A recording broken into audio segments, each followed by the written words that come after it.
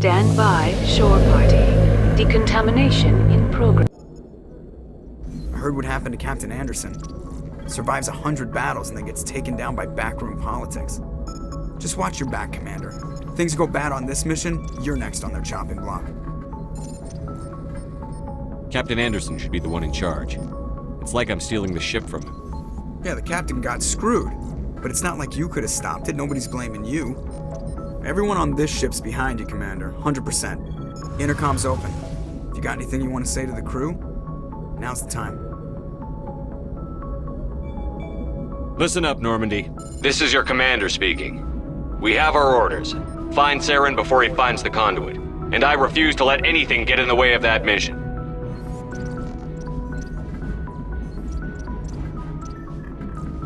We all know what happened on Eden Prime. We saw the destruction, we saw the bodies, we saw what Saren did. And I plan to make him pay. For too long, our species has stood apart from the others. Now it's time for us to step up and do our part for the rest of the galaxy. Time to show them what humans are made of.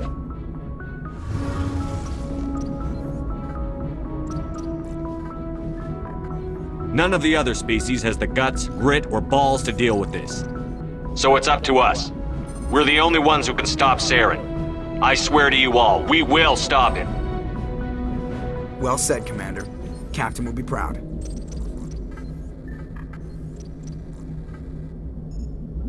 The captain's not here. I'm in charge now, Joker, and time's wasting. Get this bird in the air.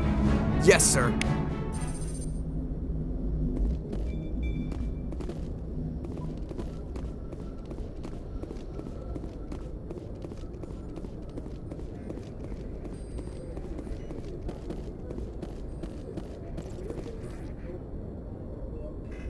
If anyone has to take over for Captain Anderson, I'm glad it's you. I'm not sure about having non-humans on our ship, though. We're all on the same team here, Presley.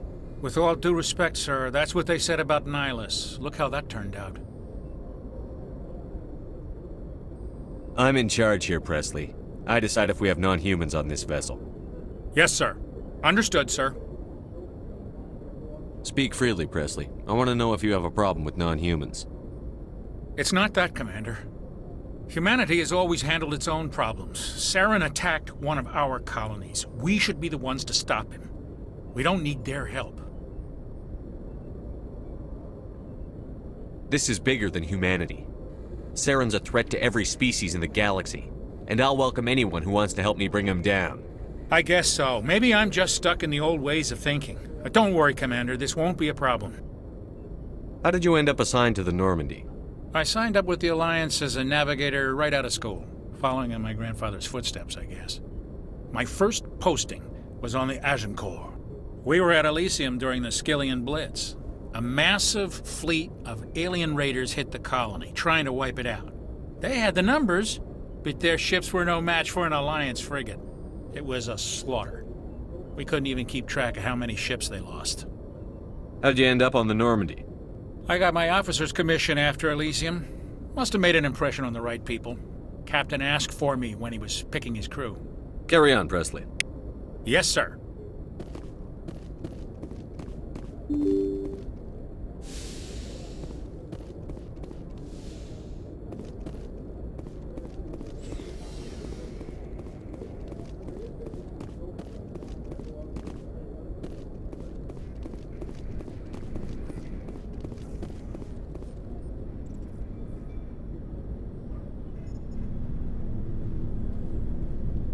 Anything you need, Commander? Just trying to get a sense of where the crew's at. Thoughts? I've wasted enough of your time for now, Commander. We'll have time for personal debriefings later. What's your opinion on the last mission? I don't see how we could have done things any better. At least not without getting to Eden Prime sooner. And we were on the scene faster than any other Alliance ship could have been. We'll talk another time, Lieutenant. Commander?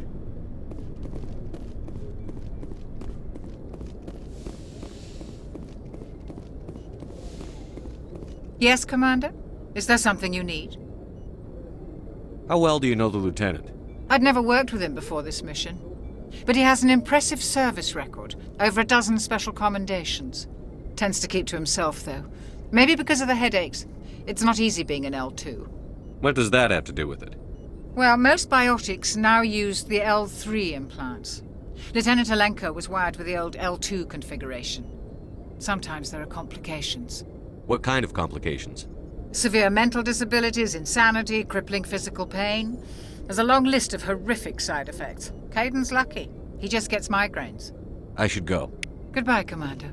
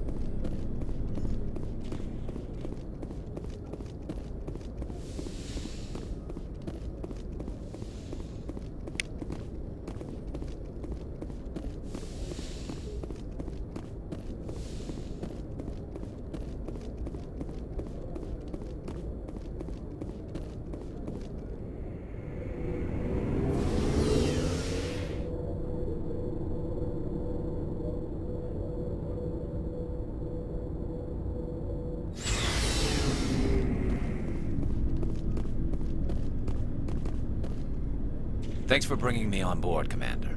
I knew working with a Spectre would be better than life at CSEC. Have you worked with a Spectre before? Well, no, but I know what they're like. Spectres make their own rules. You're free to handle things your way. At CSEC, you're buried by rules. The damn bureaucrats are always on your back. For the most part, the rules are there for a reason. Maybe. But sometimes it feels like the rules are only there to stop me from doing my work. If I'm trying to take down a suspect, it shouldn't matter how I do it, as long as I do it. But CSEC wants it done their way. Protocol and procedure come first. That's why I left. So you just quit because you didn't like the way they do things? There's more to it than that. It didn't start out bad, but as I rose in ranks, I got saddled with more and more red tape. CSEC's handling of Saren was typical. I just couldn't take it anymore. I hate leaving. You did the right thing. Life's too short to sit around waiting for things to happen. Yeah, you're probably right. Either way, I plan to make the most of this. And without CSEC headquarters looking over my shoulder, well, maybe I can get the job done my way for a change. As long as you do your job well, you're free to go about your business as you see fit. Thank you, Commander.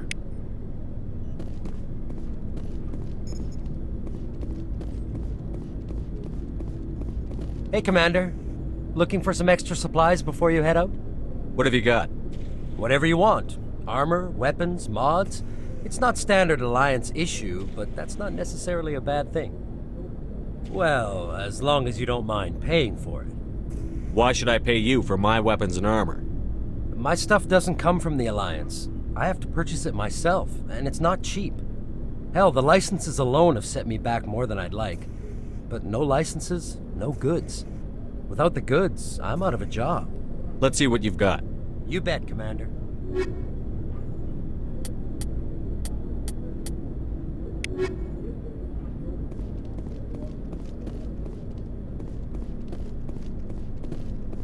Nice ship you've got, Shepard.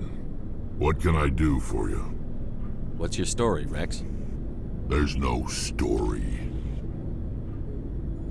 Go ask the Quarian if you want stories. You Krogan lived for centuries. Don't tell me you haven't had a few interesting adventures. Well, there was this one time the Turians almost wiped out our entire race. That was fun. They tried the same with us, but we fought them off. It's not the same.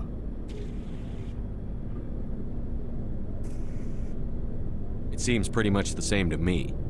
So your people were infected with a genetic mutation? An infection that makes only a few in 1,000 children survive birth? And I suppose it's destroying your entire species?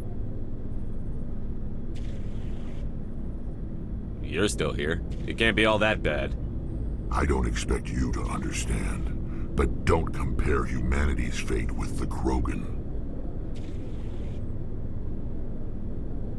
I was just making conversation. I wasn't trying to upset you. Your ignorance doesn't upset me, Shepard.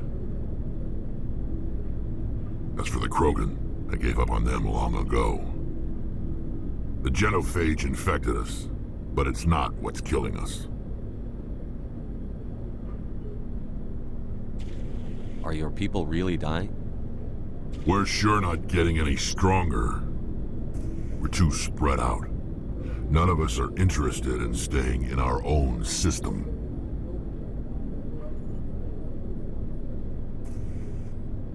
So long, Rex. Shepard.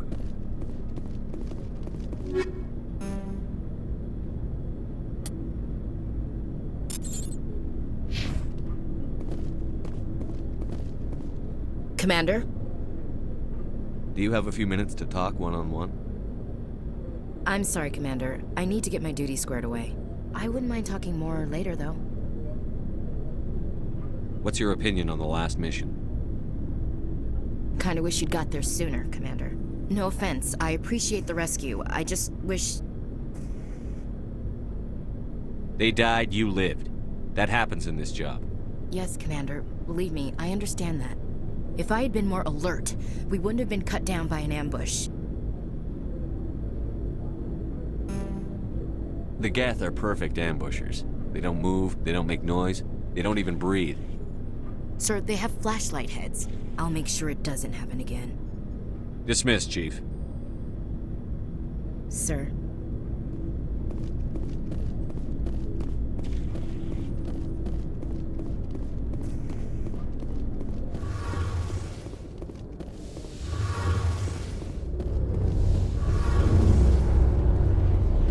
Your ship's amazing, Shepard. I've never seen a drive core like this before. I can't believe you were able to fit it into a ship this small. I'm starting to understand why you humans have been so successful.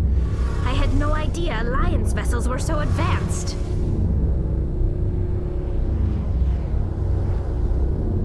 The Normandy's a prototype.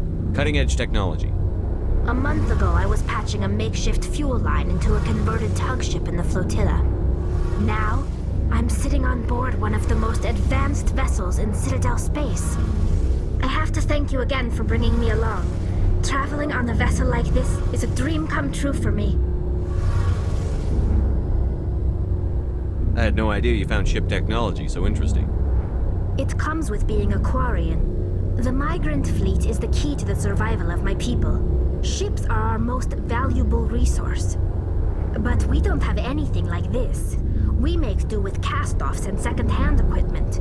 We just try to keep them running for as long as we can. Some of the fleet's larger vessels date all the way back to our original flight from the Geth. I can't believe your fleet's still using ships that are 3 centuries old. They're constantly being repaired, modified, and refitted. They aren't pretty, but they work. Mostly. We've tried to make ourselves as independent as possible on the flotilla, grow our own food, mine, and process our own fuel. But some things we just can't make on our own. A patch to maintain the hull integrity requires raw materials we just don't have. That's why our pilgrimages are so important. Tell me about your people. Our lives aren't easy. Resources are scarce, and we are constantly on the move. Everything we do must in some way contribute to the continuation of the migrant fleet. There are 17 million Quarians in the flotilla, and each of us relies on the others for survival. The bonds among my people are strong. Unfortunately, we have had to surrender many of the freedoms and civil liberties other species take for granted. What kind of freedoms? Well, it's illegal for parents to have more than one child. If our population grows too much, it would strain our resources to their breaking point. Of course, we also can't allow our numbers to become too few. If our population is in decline, the rule against single births is temporarily repealed. In extreme cases of population decline, incentives are even offered to encourage multiple births. Though the Conclave hasn't had to take such measures in nearly a century. That's your government. The Conclave is our civilian branch of government. Each ship can elect a representative to serve on the Conclave and make decisions that affect the fleet as a whole. On matters that affect an individual ship, however, the captain has the final say. It's a tradition that dates back to the early days, when the fleet was governed by martial law. Fortunately, most captains nowadays are smart enough to have an elected council from their crew to give them advice and guidance. So the ultimate power rests with elected officials. In practice, the Conclave and the respective council for each ship tend to set the rules that govern our daily lives. But in theory, we are still under military jurisdiction. The 5 top-ranking military officials in the fleet serve on the Admiralty Board. These 5 have the power to overrule any decision by the Conclave in case of emergency.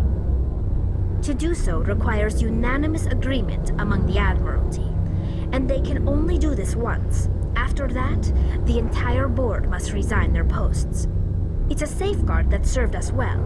In nearly 3 centuries, the Admiralty Board has only overruled the Conclave 4 times. I want to know more about the Geth. I doubt I can tell you anything you don't already know. It's been almost 3 centuries since they drove my people into exile. All I know is the story of their origins. What they were when we created them, and how they turned on us. Interesting. The Geth were originally created to serve as an automated manual labor force. Initially, their intelligence was as limited as any VI. Over time, we made small modifications to their programming to allow them to perform more varied and complex tasks, bringing them closer and closer to true AI status.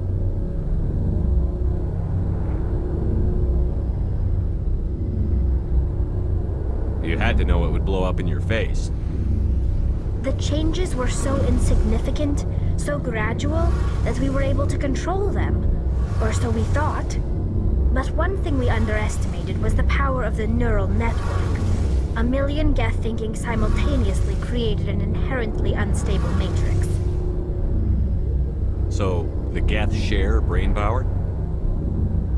Many of the Geth's logic systems were designed to work in concert with other nearby Geth. Basically, the more of them you have in a group, the smarter they are. What made them rebel? As we built more and more Geth, their effective intelligence became more sophisticated, more abstract. One day, a Geth began to ask its Quarian overseer questions about the nature of its existence. Am I alive? Why am I here?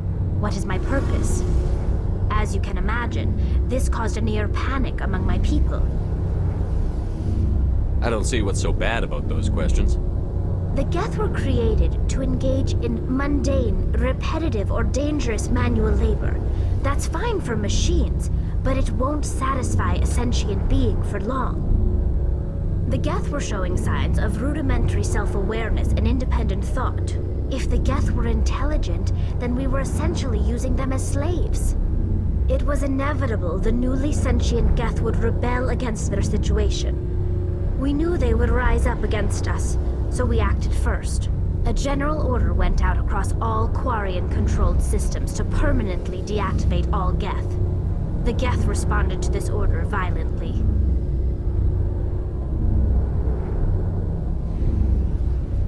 You can't blame them for fighting for their survival. We had no other choice. The Geth were already on the verge of revolution. By acting quickly, we had a chance to end the war before it began. The hope was that most of the Geth would still be little more than machines, incapable of organized resistance. But they had progressed much further than anyone anticipated. The war was long and bloody. Millions upon millions of Quarians died at their hands. In the end, we were forced to flee our own homeworld. We feared the Geth would pursue us, but they never came beyond the Veil. Now we drift through space, exile, searching for a way to reclaim what was once ours. It's hard to feel sorry for you. Your ancestors tried to wipe out another species. We made a mistake when we created the Geth in the first place. But we did not make a mistake when we went to war against them. If we had not acted, they would have wiped us out. They're a synthetic life form. They have no use for organics. None. Why do you think they cut themselves off from the rest of the galaxy? Why do you think they've killed every organic being who's ever tried to contact them? I didn't mean to offend you. I'm sorry. I didn't mean to get so worked up. Most Quarians tend to have pretty strong opinions about the Geth. I want to know more about the pilgrimage. When my people reach maturity, we leave our birth ships and seek acceptance with a new crew. It's necessary to maintain genetic diversity among the fleet. But no ship wants to accept someone who will be a burden on them. So, to prove our worth, we embark on a pilgrimage. We set out alone, leaving the flotilla and our families behind us. We only return once we have found something of value we can bring back to the fleet. This is presented as a gift to the captain of the respective ship we wish to join. If the gift is accepted, we are welcomed into the crew. Can a captain choose to reject the gift? That doesn't happen often. Most captains are eager to increase the size of their crew. It increases their own standing in our society. Even when a gift is not particularly valuable, the captain usually accepts it out of a sense of tradition. However, there is a stigma to presenting a substandard gift. It's not the best way to make a good impression on a new community. Most pilgrims don't return until they find something worthwhile. I can't believe they just send you off alone. It's not like they just cast us out. Before we leave, we are given lessons in how to survive outside the flotilla, and given gifts to help us on our journey. We also receive implants to fight off sickness and disease. Generations of living in an isolated and highly controlled environment have left our immune systems weaker than most. By the time we leave the fleet, we are well equipped for the pilgrimage. This is a rite of passage for all Quarians. If it were dangerous, our numbers would suffer. Virtually every pilgrimage ends with a triumphant return and the ritual presentation of the gift to one of the fleet's captains. I want to talk about something else. Like what? I should go. See you later.